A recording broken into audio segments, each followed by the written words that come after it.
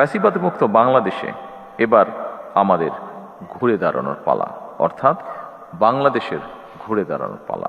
আজকের এই সম্মেলনটি অবশ্যই একটি ভিন্ন ধর্মী সম্মেলন।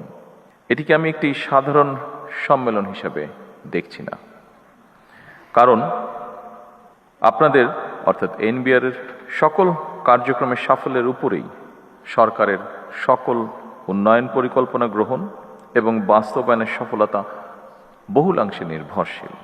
সেজন্যই আমি আশা করি আজকের এই সম্মেলন হবে আগামী দিনে আপনাদের আরও অধিক সাফল্যের পথ নির্দেশনার সম্মেলন।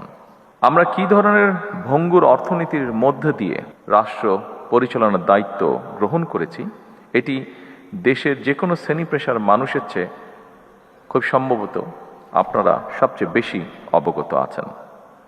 আপনাদের জানা আছে দীর্ঘ ১.৫ দশকেরও ফ্যাসিবাদ শাসন শোষণের অভিশাপ থেকে রাষ্ট্রের অন্য সকল প্রতিষ্ঠানের মতো জাতীয় রাজস্ববোর্ডও মুক্ত থাকতে পারেনি। এনবিআর এর নীতি নিয়ম উপেক্ষা করে ব্যক্তি কিংবা দলীয় স্বার্থে কাউকে পৃষ্ঠপোষকতা, কারো প্রতি বিরূপ মনোভাব কিংবা রাজস্ব আহরণে স্বেচ্ছাচারিতা এনবিআরকে প্রশ্নবিদ্ধ করেছিল।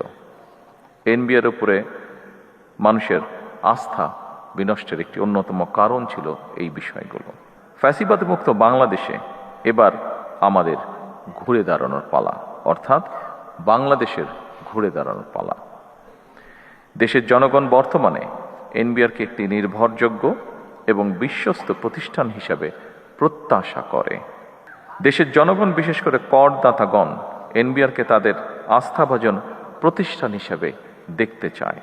দক্ষ এবং টেকসই রাজস্ব ব্যবস্থাপনার মাধ্যমে জন আস্থা অর্জন সম্ভব, যেটি আপনাদের কারো কারো বক্তব্য থেকেও উঠে এসেছে।